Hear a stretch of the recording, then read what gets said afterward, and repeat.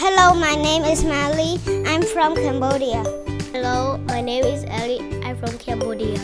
Hello, my name is Katia. I am from Cambodia. Hello, my name is Yanam. I'm from Cambodia.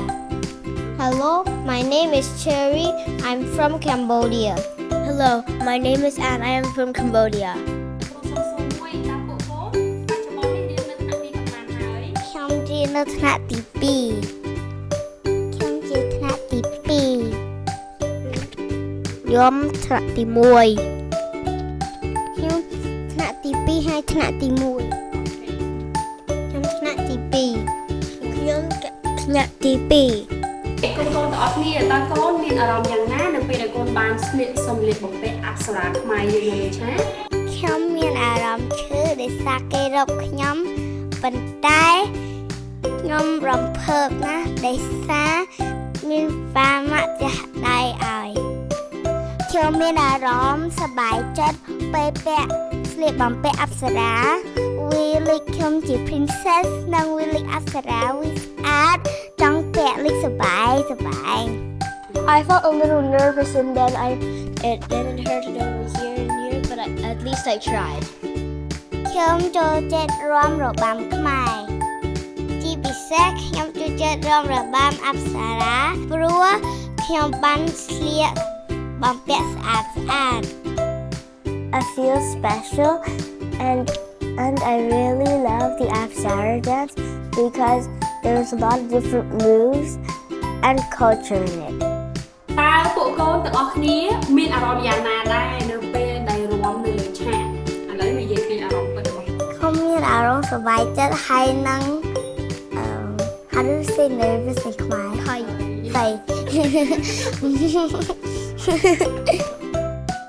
ខ្ញុំមានអារម្មណ៍សប្បាយនិង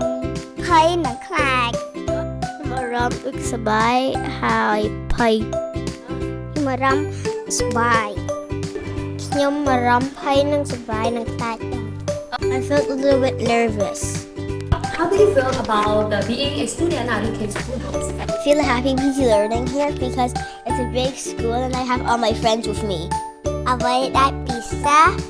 DK Schoolhouse បរិញ្ញាខ្ញុំអាចជាកូនល្អសិស្សល្អហើយនិងមិត្តល្អ I learn a lot from DK Schoolhouse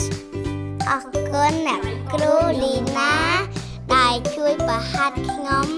រាំរបាំអប្សរា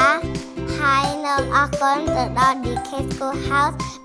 I want to say thank you to Miss Dina because she taught me Apsara dance and I thank the school for bringing this event.